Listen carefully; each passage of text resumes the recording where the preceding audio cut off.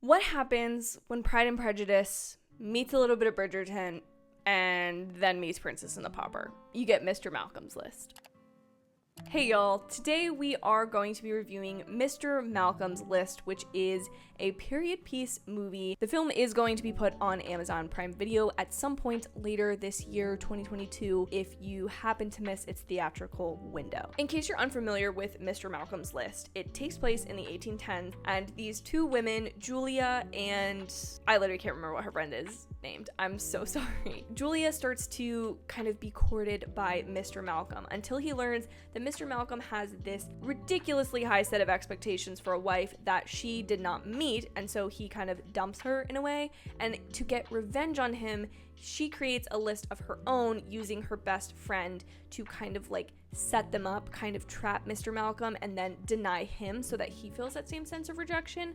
But of course, hijinks ensue, Cupid's arrow strikes, and will these two best friends make it out? You'll have to watch the movie and see. So I think the major thing about period pieces now is after Bridgerton, there's kind of been this bar standard raise of this modernized element to it that I think has kind of permeated a lot of other period pieces. If we talk about Bridgerton, we talk about Hamilton, Hollywood from Ryan Murphy on Netflix, Dickinson on Apple TV+, The Great on Hulu, you name it. There's been a lot of period pieces lately that have this modern element. I've made an entire video about it on my channel. It's still one of my favorites. Go check it out. But this movie doesn't necessarily have that. I feel like this film misses that modern element in terms of the fact that there's not the modern music disguised as classical music at the balls.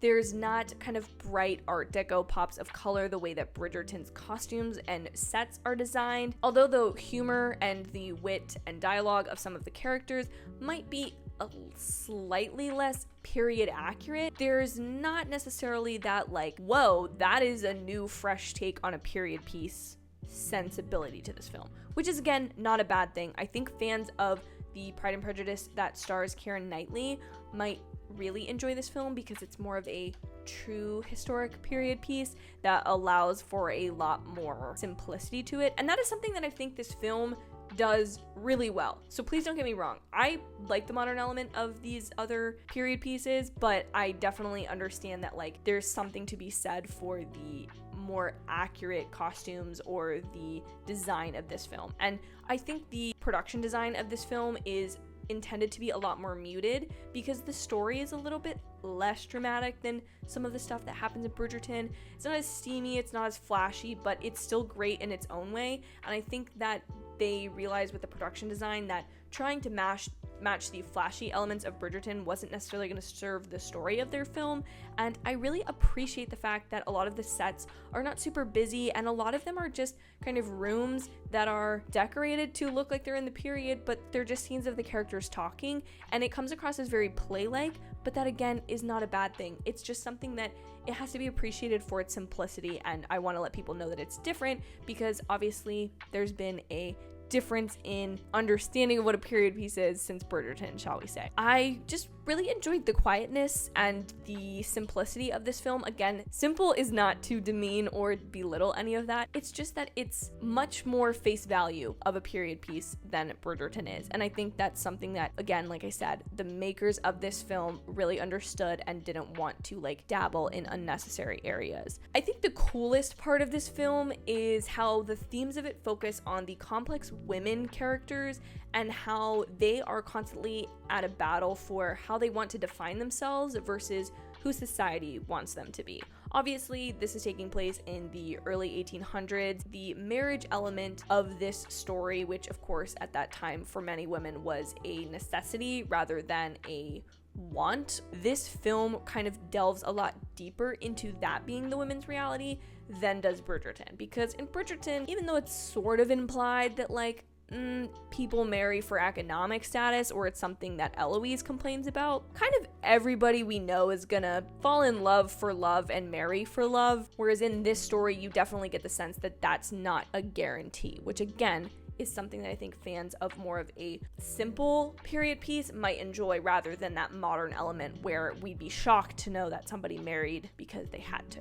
I also think, going back to that, the film kind of explores how women at this time are viewed in relationship to the men in their lives, whether that be their father, their intended, their brothers, or their husband. It's just a really interesting story to look at through that lens, and I think it kind of lets you as an audience take more away from it to kind of chew on, even though, again, the story is a rather plain or simple one that definitely gives you your happy ending that you want. But again, it's got those themes in there that I feel like with kind of the flash and potentially pomp and circumstance of Bridgerton, you don't always get. So again, they're different things for different people, but there's something to be gleaned from all of it. Overall, I think this is a really sweet film, and I think if you accept it for face value of what it is and don't criticize it based on what it's not or compare it too much to other period pieces, Bridgerton is mainly what I'm saying here, I think you could really enjoy this one and take some stuff away. I know that this same director created a short film version with Gemma Chan of this film, and I kind of want to see what that is now, because I feel like the story is a little simplistic, and so to take up a 2-hour movie, I didn't necessarily feel like it needed that much time. So I'd love to know what it's like either in the book or the short film form, but I would recommend it. I also think this is one that I might recommend more for an at-home viewing, because I think it might be a really cozy like watch on the couch, but I just don't feel like it's maybe theater worthy, if I'm being honest. I still did really enjoy it though. But please let me know in the comments below what you thought of Mr. Malcolm's List if you did see it, and also be sure to like this video because it helps the video, and then subscribe to the channel because it helps this channel. Thank you guys so much for watching. I hope you have an absolutely amazing day or night whenever you're getting to watch this, and I will see you in my very next video. Bye, y'all.